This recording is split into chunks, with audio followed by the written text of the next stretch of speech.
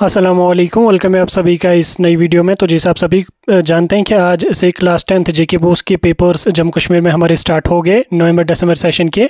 इस वीडियो में मैं आपके साथ आज का मैथमेटिक्स का सॉलिड पेपर लेकर आया हूं। सभी सीरीज़ के A series, B series, C series, तीनों सीरीज़ के जो आपके सॉलिड क्वेश्चन पेपर्स हैं वो एक ही वीडियो में मैं कवर करने वाला हूँ। ए सीरीज़ के भी हम एमसीक्यूज़ डिस्कस करेंगे, बी सीरीज़ के भी हम डिस्कस करेंगे, सी सीरीज़ के भी क्वेश्चन को हम डिस्कस करेंगे। इसलिए ये वीडियो इंपॉर्टेंट रहेगा। इस वीडियो को एंड तक देख लेना, चैनल को भी सब्सक्राइब कर देना, व्हाट्सएप और टेलीग्राम ग्रुप ज्वाइन कर लेना, लिंक आपको डिस्क्रिप्शन में मिल जाएगी। तो चलिए वीडियो को शुरू कर ले। तो देख लेते हैं यहाँ पे JK BOSE class 10th subject mathematics के गेस्ट पेपर के, गेस्ट पेपर नहीं, सॉलिड क्वेश्चन के बारे में, सॉलिड क्वेश्चन पेपर के बारे में। तो पहले हम यहाँ पे आपके साथ सी सीरीज़ का पेपर डिस्कस करने की कोशिश करेंगे। तो सबसे पहले आप में से जिन स्टूडेंट्स ने हमारे साथ पेपर शेयर किया उन सभी स्टूडेंट्स का दिल से बहुत बहुत शुक्रिया, क्योंकि अगर आप पेपर शेयर नहीं करेंगे तो हम पेपर को एनालाइज नहीं कर पाएंगे, हम पेपर को डिस्कस नहीं कर पाएंगे। खासकर एक स्टूडेंट ने पेपर शेयर किया था और उसने बोला भी था वीडियो में मेरा नाम लेना, उसका नाम मोहम्मद ओवैस है, शायद, हाँ मोहम्मद ओवैस उसका नाम है। तो उस भाई का भी शुक्रिया, उसने अपना पेपर हमारे साथ शेयर किया। तो चलो हम अपना पेपर स्टार्ट कर लेंगे और देख लेते हैं यहाँ पे आज पेपर कैसा आया था। तो पहले हम बात करेंगे सी सीरीज़ की। तो पेपर जो आपका आया था वो 80 मार्क्स का आया था। जैसे आप सभी को पता है कि 3 आवर्स का आपको टाइम दिया गया था पेपर को अटैम्प्ट करने के लिए, और पेपर में ही आपको पहले नोट ऊपर दिया गया था कि attempt any 68 out of 80 marks, यानी कि आपको बोला गया था कि आप सिर्फ 68 क्वेश्चन अटैम्प्ट करिए, आपको 80 मार्क्स दिए जाएंगे। अगर किसी बच्चे ने 68 के एक्स्ट्रा भी अटैम्प्ट किया तो कोई उसका मसला यहाँ पे नहीं है। अगर आपका ओवरऑल स्कोर 68 बन रहा है तो it will be consider at 80। ठीक, ये चीज़ आप यहाँ पे याद रख लेना। बाकी आप ये वीडियो कहाँ से देख रहे हैं आप हमें कमेंट्स में ज़रूर बताना। ठीक, तो पहले हम सेक्शन ए को देखेंगे। सेक्शन ए में आपको ऑब्जेक्टिव टाइप क्वेश्चन और एक मार्क्स वाले क्वेश्चन पूछे गए थे। इसमें पहला क्वेश्चन आपका पूछा गया था, which of the following is a composite number. यहाँ पे 4 नंबर्स दिए हुए हैं, 2, 0, 18 और नन ऑफ द अबव। अब इसमें आपको बोलना है कि कंपोजिट नंबर इसमें से कौन है। तो कंपोजिट इसमें जो नंबर हमारा है वो है 18। अब इसको मैं ज़्यादा डिटेल में जाऊंगा नहीं, क्योंकि अगर मैं ज़्यादा डिटेल में जाऊंगा तो मुझे लगता है 3 घंटे मुझे इन 60 क्वेश्चंस को डिस्कस करने में लगेंगे, इसलिए मैं शॉर्ट करके आपको समझाता जाऊंगा। तो 18 यहाँ पे क्वेश्चन नंबर 1 का आपका आंसर रहेगा राइट। उसके बाद क्वेश्चन नंबर 2 यहाँ पे आपका है the factorisation of x square minus 9 is. ठीक, अब यहाँ पे आपको इस क्वेश्चन इस इक्वेशन की यहाँ पे फैक्टराइजेशन करनी थी। तो क्वेश्चन क्या था आपका, एक्स स्क्वायर माइनस 9। अब इसमें आपको फैक्टराइजेशन कौन सा मेथड आपको लगाना था, डिफरेंस ऑफ स्क्वायर मेथड जो है ये वाला मेथड लगा के आपको फैक्टराइजेशन निकालनी थी। तो जब आप ये वाला मेथड इसमें इंप्लीमेंट करते तो आपका आंसर आ जाता है x minus 3 into x plus 3, यानी कि सी पार्ट आपका जो है यहाँ पे क्वेश्चन नंबर 2 का राइट आंसर आ जाएगा। तीसरा क्वेश्चन आपका यहाँ पे आया था, which of the following is a linear equation in 2 variables. ठीक, लीनियर इक्वेशन इन 2 वेरिएबल्स, आपको यहाँ पे 3 इक्वेशंस यहाँ पे नीचे दी हुई है। इन 3 में से आपको बोलनी है कि कौन सी इक्वेशन यहाँ पे है लीनियर इक्वेशन इन 2 वेरिएबल। ठीक, आपने पढ़ा होगा 2 वेरिएबल 3 वेरिएबल कैसे उसको देखते हैं। तो लीनियर इक्वेशन इन 2 वेरिएबल जो हमारी है वो आप आंखें बंद करके भी यहाँ पे देख सकते हैं, 2x + 5 = 10 - 4, ये हमारी है लीनियर इक्वेशन इन 2 वेरिएबल। ठीक, उसके बाद आगे हम चलेंगे। नेक्स्ट क्वेश्चन यहाँ पे हमारा पूछा गया था कि यहाँ पे the 6th term of AP where the first term is 12 and common difference is 2। यहाँ पे आपको बोला गया था कि आपको 6th टर्म AP की यहाँ पे कैलकुलेट, अर्थमेटिक प्रोग्रेशन की कैलकुलेट करनी है।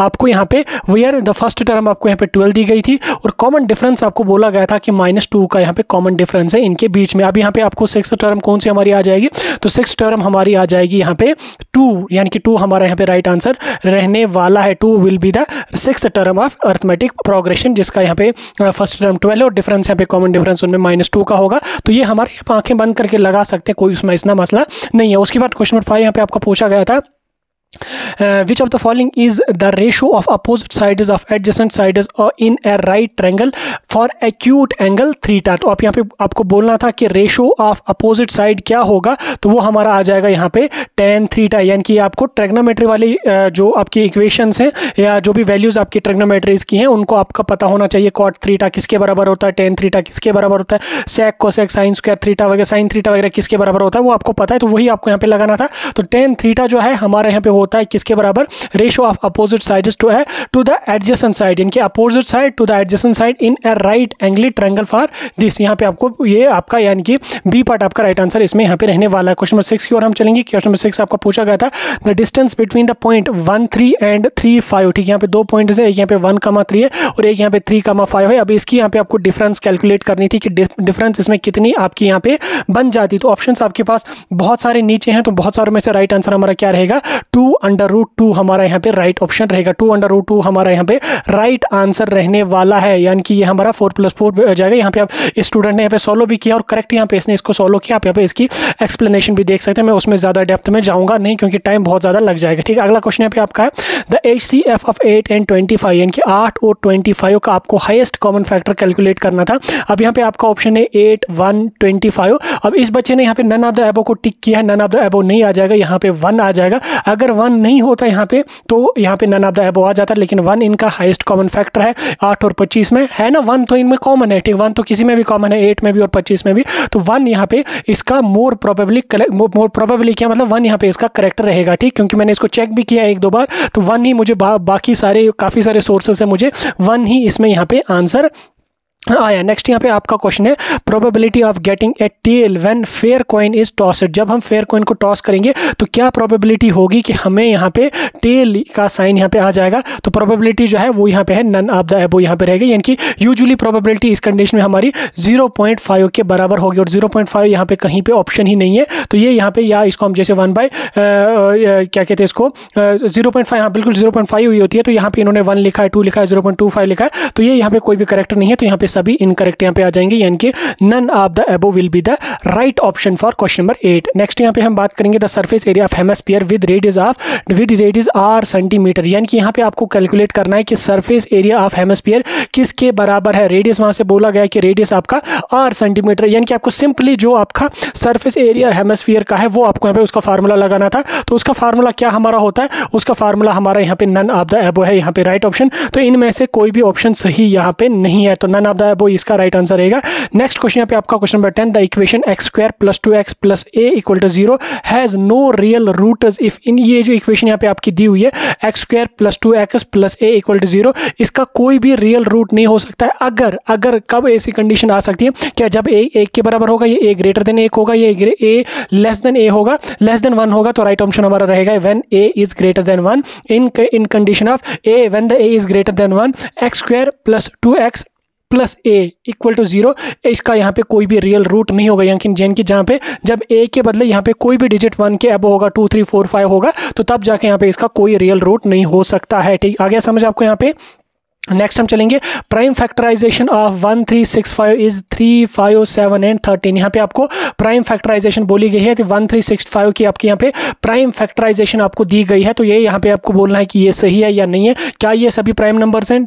2, 3, 5, 7 एंड 13 बिल्कुल सभी प्राइम नंबर्स और सभी इनके फैक्टर्स भी हैं। तो प्राइम फैक्टराइजेशन में हमारा करेक्ट आ जाएगा, यानी कि true will be the right option for the question number 11। ठीक, तो हम यहाँ पे क्वेश्चन नंबर 12 की ओर चलेंगे। क्वेश्चन नंबर 12 हमारे यहाँ पे क्या रहा है the common difference of AP, यहाँ पे हमें दिया हुआ है इज। ठीक, तो इनकी कॉमन डिफरेंस क्या होगी, तो इनकी कॉमन डिफरेंस हमारी यहाँ पे -b होगी। तो -b will be right answer for question number 12। ठीक, नेक्स्ट यहाँ पे probability of sure event is 1। ठीक, तो ये श्योर इवेंट जाए वहाँ पे प्रोबेबिलिटी 1 होती है, जहाँ की जहाँ पे हम श्योर ही हैं कि ऐसा ही होगा, तो वो यहाँ पे 1 के बराबर ही होती है। तो यहाँ पे हमारा आ जाएगा true will be the right answer. ठीक, नेक्स्ट यहाँ पे आपका द 2 ट्रायंगल्स आर सिमिलर। ठीक, 2 ट्रायंगल्स हमारे सिमिलर हैं if their corresponding angles are. कब? जब उनकी कॉरस्पॉन्डिंग एंगल प्रोपोर्शनल में होंगी या इक्वल में होंगे। जब उनके जब उनकी कॉरस्पॉन्डिंग एंगल्स भी जो है वो इक्वल होंगे, तो 2 ट्रायंगल्स उस टाइम जो है वो सिमिलर यहाँ पे हो जाएंगी। तो ये हमारा इक्वल जो है यहाँ पर राइट ऑप्शन रहेगा क्वेश्चन नंबर 14 के लिए। क्वेश्चन नंबर 15 की अगर हम बात करेंगे तो क्वेश्चन नंबर 15 यहाँ पे the common point of a tangent and the circle is called as. ठीक, तो यहाँ पे common point of a tangent and a circle, यानी कि जहाँ पे टेंजेंट जहाँ पे सर्कल के साथ इंटरसेक्ट करे या सर्कल के साथ मिले, तो उसको क्या कहते हैं, उसको हम कहते हैं पॉइंट ऑफ कांटेक्ट, जिसको हम POC शॉर्ट फॉर्म में भी लिख सकते हैं। तो पॉइंट ऑफ द कांटेक्ट यहाँ पे इसको हम कहते हैं, यानी कि जिस पॉइंट पे जो है वो टेंजेंट सर्कल के साथ इंटरसेक्ट या सर्कल के साथ टच करे। ठीक, तो वो पॉइंट उसको कहते हैं point of the contact. Next यहाँ पे क्वेश्चन नंबर 16 है write the first 3 terms of sequence. ठीक, an = 3 power n। ठीक, तो इसकी 3 टर्म्स आपको यहाँ पे लिखनी है। तो वो क्या आ जाएगी, वो हमारी आ जाएगी 3, 9 एंड 27, यानी कि 3 power 3, 3 square, 3 cube। ये यहाँ पे इस बच्चे ने बिल्कुल 100% करेक्ट यहाँ पे लिखा। अगर किसी ने यहाँ पे 3, 9 एंड 27 भी लिखा है तो वो भी यहाँ पे आपका करेक्ट ही माना जाएगा। ठीक, नेक्स्ट हम चलेंगे क्वेश्चन नंबर 17। क्वेश्चन नंबर 17 यहाँ पे आपका है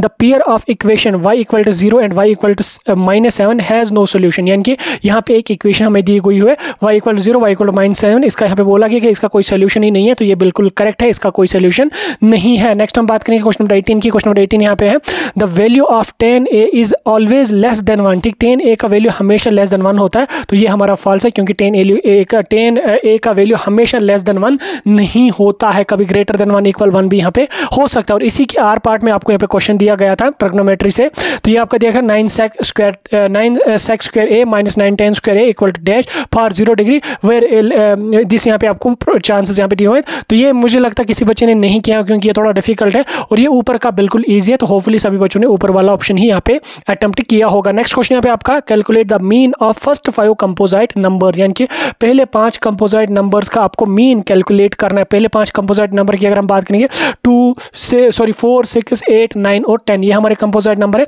और इनका मीन कैलकुलेट करने के लिए हम इनको ऐड करेंगे number of terms, sum of terms divide by number of terms. जो सम कितना है इनका, तो ये हमारा आ जाएगा 37, डिवाइड कितने नंबर है यहाँ पे हमारे 5 यहाँ पे दिए है ना, तो हम यहाँ पे 37/5 = 7.4, यानी कि अगर आपका यहाँ पे 7.4 आया है क्वेश्चन नंबर 19 का आंसर, तो वो आपका बिल्कुल करेक्ट है। ठीक, आगे चले हम। अगला क्वेश्चन यहाँ पे आपका डिफाइन द कम्युलेटिव फ्रीक्वेंसी। तो कम्युलेटिव फ्रीक्वेंसी आपको डेफिनेशन लिखनी थी, कम्युलेटिव फ्रीक्वेंसी क्या होती है, होपफुली आप लोगों ने लिखी होगी। और उसके बाद यहाँ पे मीडियन ऑफ ग्रुपेड डेटा का यहाँ पे आपको फार्मूला भी लिखना था, क्या उनका फार्मूला होता है वो भी मुझे लगता है आप में से ऑलमोस्ट सभी के सभी बच्चों ने वो चीज़ भी यहाँ पे अटेम्प्ट करी होगी, और ईजिली अटेम्प्ट करी होगी, क्योंकि उतना डिफिकल्ट यहाँ पे ये क्वेश्चन है नहीं। ठीक, तो मैं इसको यहाँ पे दिखाने की भी कोशिश करूँगा। यहाँ पे क्या क्वेश्चन है, डिफाइन द कम्युलेटिव फ्रीक्वेंसी। आप देखो कम्युलेटिव फ्रीक्वेंसी क्या होती है, अगर किसी बच्चे ने लिखी है तो वो जरा जल्दी से कमेंट्स में मुझे बता दो कि कम्युलेटिव फ्रीक्वेंसी आपने यहाँ पे क्या लिखी है। तो कम्युलेटिव फ्रीक्वेंसी की अगर हम बात करेंगे, तो कम्युलेटिव फ्रीक्वेंसी जो है, इसकी डेफिनेशन में आपको थोड़ी सी बता देता हूँ कि cumulative frequency is the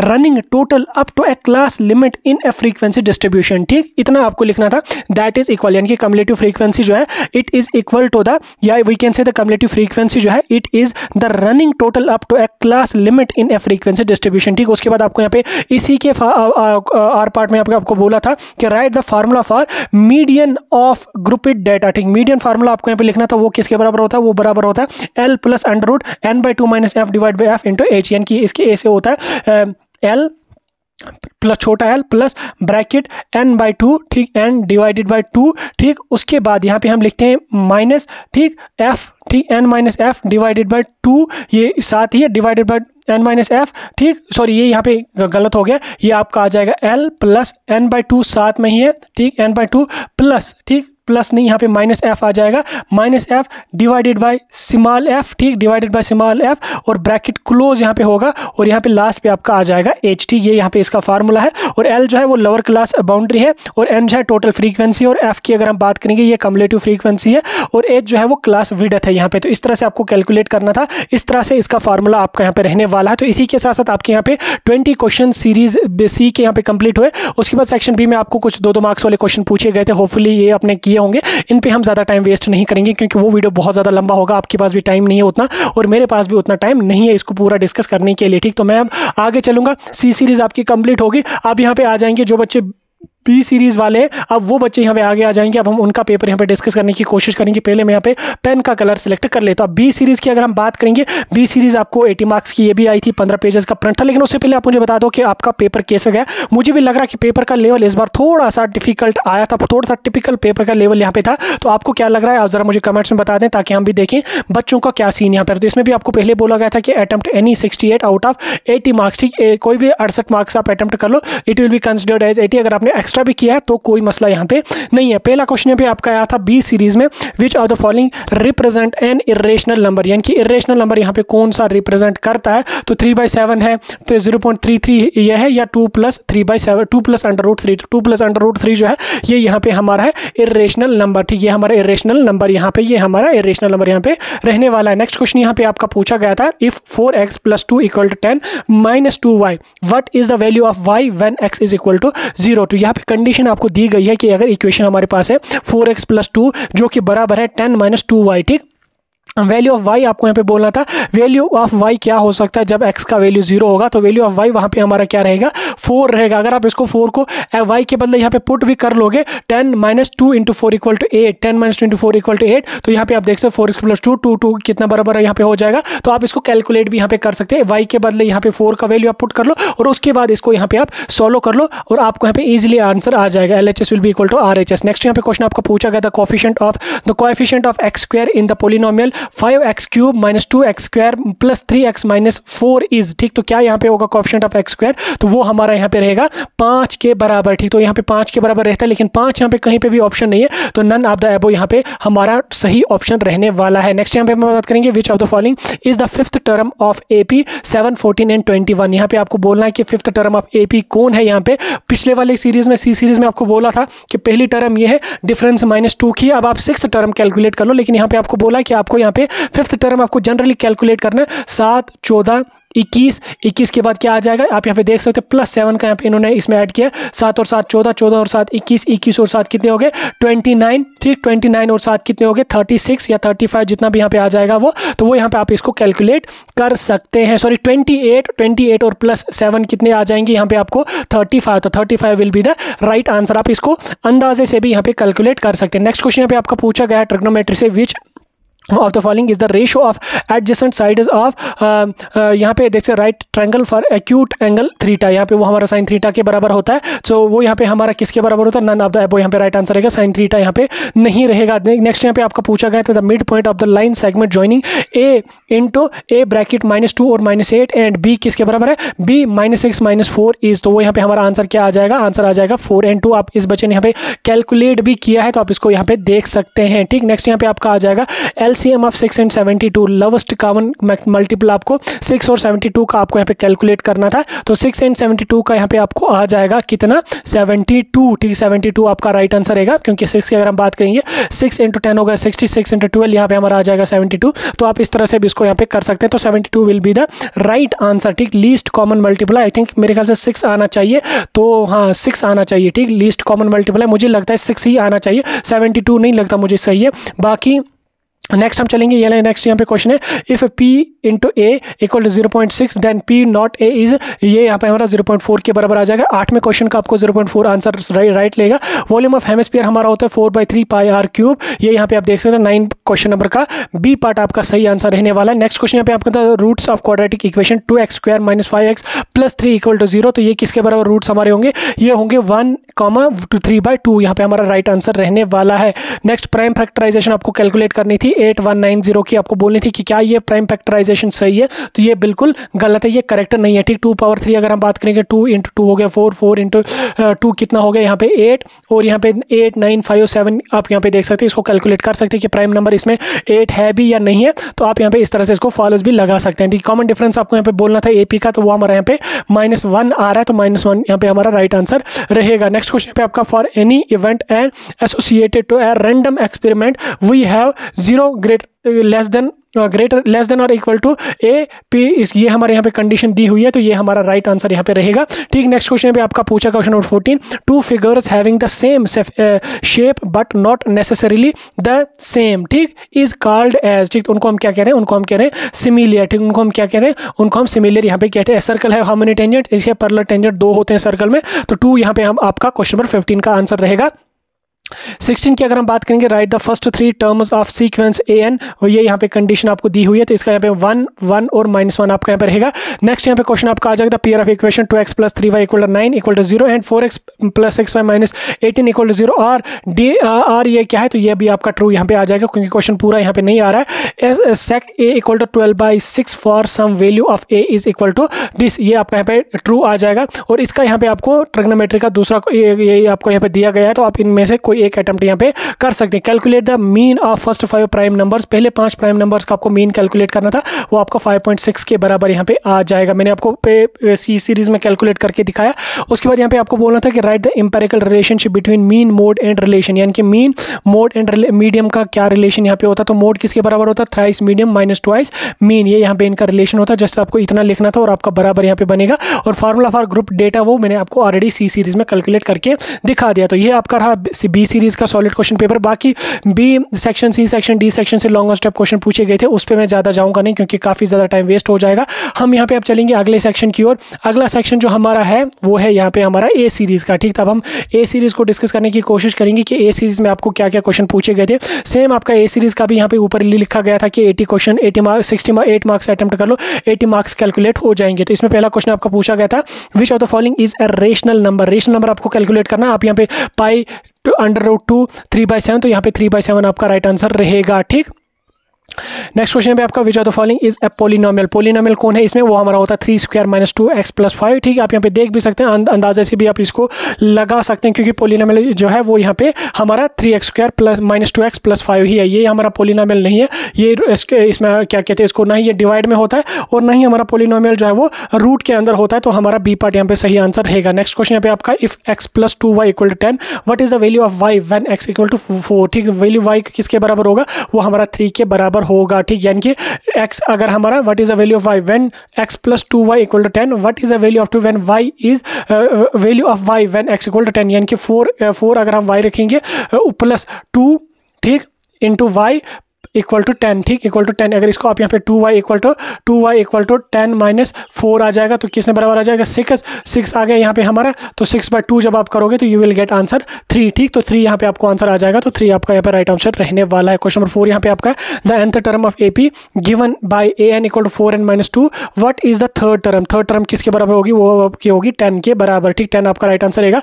which of the following is the ratio of opposite sides of hypotenuse in right triangle of acute angle. ठीक, थीटा वो किसके बराबर होगा, वो आपका sin थीटा के बराबर यहाँ पे हो जाएगा। ठीक, आई थिंक ये आपका बी सीरीज में भी रिपीटेड एक क्वेश्चन है, तो आप इसको करेक्ट करना। sin थीटा आपका यहाँ पे भी करेक्ट ही आ जाएगा। मुझे लगता है यहाँ पे भी मुझे मिस्टेक हो गई है, शायद मैंने आपको बोला था कि वो रॉन्ग है कुछ, मुझे अभी याद आ गया। चलो ठीक है, ये यहाँ पे आपका sin थीटा ही आ जाएगा, तो इसको आप प्लीज कैलकुलेट कर लेना। क्वेश्चन नंबर 5 आपका sin थीटा के बराबर ही यहाँ पे आ जाएगा बी सीरीज में। ठीक, हम नेक्स्ट स्टेप चलेंगे। नेक्स्ट क्वेश्चन यहाँ पे हमारा है, what is the mid point of the line segment joining point 2, 1 or 6 and 3। तो मिड पॉइंट किसके बराबर होगा, वो हमारा होगा 4 and 2 के बराबर। एलसीएम ऑफ 12 and 30 जो है वो किसके बराबर आ जाएगा, लोवेस्ट कॉमन मल्टीपल आपका आ जाएगा 60 के बराबर। आप इसको देख सकते हैं। और उसके बाद यहाँ पे next probability of getting A head when the fair coin is tossed, वो 0.5 के बराबर होती है। सी सीरीज में मैंने आपको ये सॉल्व करके समझा दी थी कैसे होती है। Volume of cube with the side of 7 centimetre. ठीक, वॉल्यूम ऑफ क्यूब आपको कैलकुलेट करना, तो वो 343 सेंटीमीटर क्यूब आपका राइट आंसर आ जाएगा। ठीक, नेक्स्ट क्वेश्चन यहाँ पे आपका, the equation ax² + 2x + n = 0 has 2 roots. If 2 roots कब उसके होंगे, जब a + a यहाँ पे -1 के बराबर होगा तब इसका होगा। ठीक, प्राइम फैक्टराइजेशन आपको यहाँ पे कैलकुलेट यहाँ पे करनी थी, तो ये यहाँ पे बिल्कुल करेक्ट है। और 12th का क्वेश्चन नंबर 12 का आंसर आपका C3 पर यहाँ पे रहने वाला है। उसके बाद नेक्स्ट हम चलेंगे, probability of impossible event is 1। यह बिल्कुल सही है, probability of impossible event is 1। ठीक, इम्पॉसिबल इवेंट जो है उसकी प्रोबेबिलिटी 1 होती है। नेक्स्ट यहाँ पे ऑल देश, ये यहाँ पे मुझे मिला नहीं, ये यहाँ पे मुझे समझ नहीं आया, आप इसका आंसर प्लीज़ कमेंट्स में लिख लेना। नेक्स्ट यहाँ पे आपका, the angle between tangents at a point on a circle and the radius of through the point is, ये यहाँ पे 90 के बराबर होता है। नेक्स्ट क्वेश्चन यहाँ पे आपका पूछा गया कि write the first 3 terms of the sequence, यहाँ पे आपको बोलने तो वो यहाँ पे 1 - 1 और -3 आ जाएगा। तो pair of equations x² = a and y = b has unique solution, ये आपका ट्रू आ जाएगा। उसके बाद नेक्स्ट यहाँ पे cot a is the product of cot and a, ये यहाँ पे आपका फॉल्स आ जाएगा। नेक्स्ट क्वेश्चन यहाँ पे आपका है, इफ x = 2 sin² थीटा और दिस एंड दिस आपको कैलकुलेट करना, और अगर आपका आंसर 3 आ गया तो ये आपका करेक्ट है। उसके बाद calculate the mean of first 5 multiples of 2। पहले 2 मल्टीपल 2 क्या है, 1 है, 2 है, 4 है, 6 है, 8 है और 10 है। यहाँ पे जब आप कर लोगे तो आपका 6 यहाँ पे आंसर आ जाएगा। अगर 6 आया तो सही आपका यहाँ पे है। ठीक, इस तरह से आपको यहाँ पे तीनों सीरीज के सॉलिड क्वेश्चंस मैंने आपके साथ डिस्कस करने की कोशिश करे। मैं रिपीट कर रहा हूँ, जो मैंने आपको बी सीरीज में एक क्वेश्चन गलत बोला उसको प्लीज एंड प्लीज आप करेक्ट कर लेना। क्वेश्चन नंबर 5 यहाँ पे गलत हुआ है, आप इसको यहाँ पे सही कर लेना, इसका sin थीटा ही यहाँ पे राइट आंसर है। ठीक, बाकी मैंने समझाने की पूरी कोशिश करी। अगर वीडियो अच्छा लगा लाइक शेयर करके इस वीडियो को अपने सभी दोस्तों को जरूर पहुंचाएं।